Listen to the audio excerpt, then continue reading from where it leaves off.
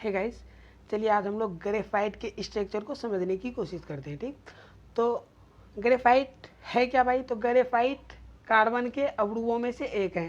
Carbon के 3 अवरुव होते हैं, ग्रेफाइट, डायमंड और कोल, उन्हीं में से एक ये है ग्रेफाइट। इससे पहले हम लोगों ने डायमंड के बारे में स्टडी कर चुके हैं। ठीक, तो यहाँ देखिए, बिकॉज ये कार्बन के अप्रूव हैं इसीलिए कार्बन से बने होते हैं। देखिए इसमें क्या है कि प्रत्येक कार्बन अदर 3 कार्बन के साथ बॉन्ड बनाते हैं। देखिए प्रत्येक कार्बन अदर 3 कार्बन के साथ बॉन्ड बनाते हैं, ये बॉन्ड बनाते हैं। ठीक, उसके बाद इसी तरह बॉन्ड बना के कुछ इस प्रकार हो जाता है। बॉन्ड बना के देखिए, गौर से देखिए, प्रत्येक carbon atoms hexagonally other 3 carbon atom के साथ बॉन्ड बना रखा है। देखिए पूरे, है ना, प्रत्येक कार्बन, किसी को भी देख लीजिए, देखिए दिख रहा है। उसके बाद देखिए ये हेक्सागोनल सीट, इस प्रकार हमारा क्या तैयार हो जाता है? Hexagonal seat.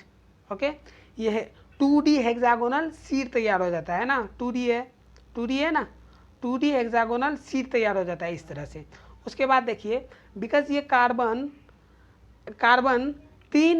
एक कार्बन 3 मतलब कार्बन एटम के साथ रिएक्ट करता है, मतलब बॉन्ड बनाता है।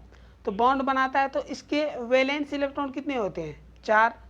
और इन्होंने खर्च कितने किए बॉन्ड बनाने में? तो 3 ही। तो एक इलेक्ट्रॉन फ्री बच गया, जिसके कारण ये पूरे इसमें मूव करते रहेंगे।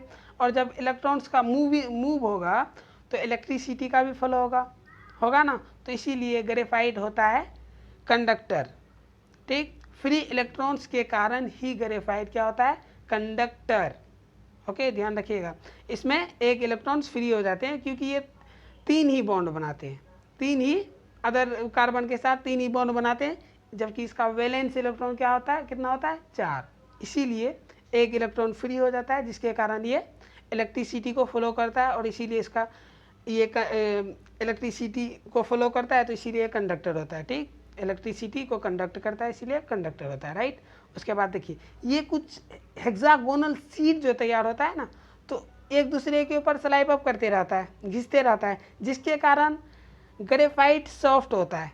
ग्रेफाइट सॉफ्ट क्यों होता है? क्योंकि इसका 2D हेक्सागोनल जो होता है, 2D हेक्सागोनल सीट जो होता है, एक दूसरे के ऊपर घिसते रहता है, स्लाइप अप करते रहता है, इसीलिए ग्रेफाइट सॉफ्ट होता है। लेकिन ग्रेफाइट सॉफ्ट होता है, लेकिन इसका मेल्टिंग पॉइंट